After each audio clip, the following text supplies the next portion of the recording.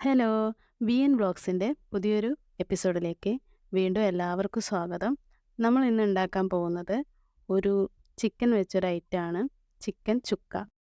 അപ്പോൾ വീഡിയോ കാണുന്ന എല്ലാവരും ഷെയർ ചെയ്യുക, സബ്സ്ക്രൈബ് ചെയ്യുക, ലൈക്ക് ചെയ്യുക. അപ്പോൾ നമുക്ക് പെട്ടെന്ന് തന്നെ വീഡിയോയിലേക്ക് കടക്കാം.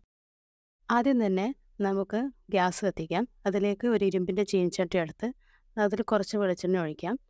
ഒരു 2 മീഡിയം സൈസ് ഉള്ളി നന്നായിട്ട് ചെറുതായിട്ട് അരിഞ്ഞത് അതിലേക്ക് ഇട്ട് കൊടുക്കാം. ആദ്യം അതൊന്ന് വറുത്ത് കോരിയെടുക്കണം.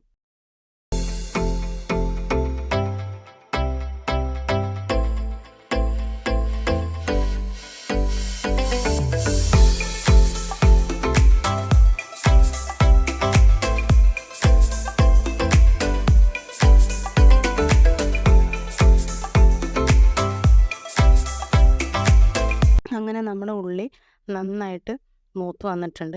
ഇനി നമുക്ക് ഇത് ഒരു പാത്രത്തിലേക്ക് കോരി മാറ്റാം.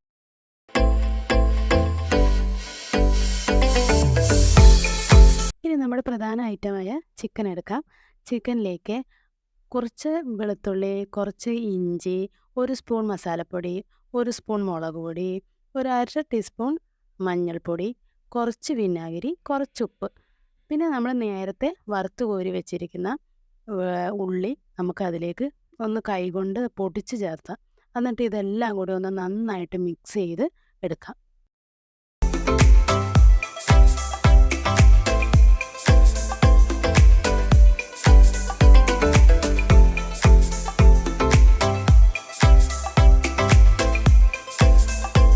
ഇനി നമ്മുടെ ചിക്കൻ കുറച്ച് സമയം ഒരു 1 മണിക്കൂറെങ്കിലും നമുക്ക് റെസ്റ്റ് ചെയ്യാൻ വെക്കാം.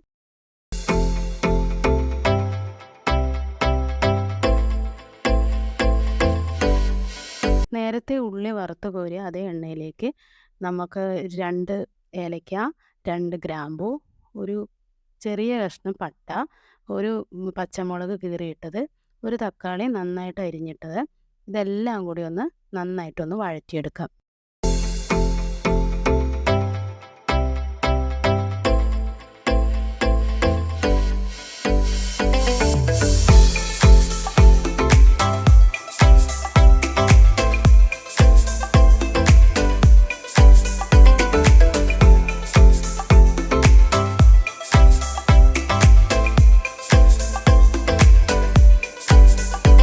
ചിക്കനായ എണ്ണയിൽ കിടന്ന് കുറച്ച് സമയം ഒരു 10 മിനിറ്റോളം അതിനകത്ത് കിടന്ന് വേവട്ടെ.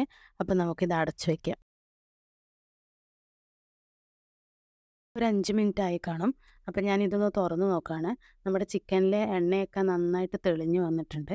അപ്പോൾ ആവശ്യമാണെങ്കിൽ കുറച്ച് 2 3 സ്പൂണ് ചൂടുവെള്ളം ചേർക്കാം. എന്നിട്ട് ഇതൊന്നും കൂടി നന്നായിട്ട് വേവിച്ചെടുക്കാം.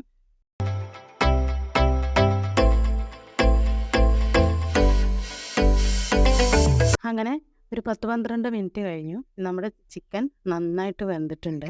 അപ്പോൾ ഇതിലേക്ക് ഞാൻ കുറച്ച് കുരുമുളക് പൊടി തൂവി കൊടുക്കുകയാണ്. അതിൻ്റെ കൂടെ തന്നെ കുറച്ച് മല്ലിയിലയും കൂടെ തൂവി കൊടുക്കുകയാണ്. അപ്പോൾ അത് കഴിഞ്ഞ് എല്ലാം ഒന്ന് നന്നായിട്ടൊന്ന് മിക്സ് ചെയ്തെടുക്കാം.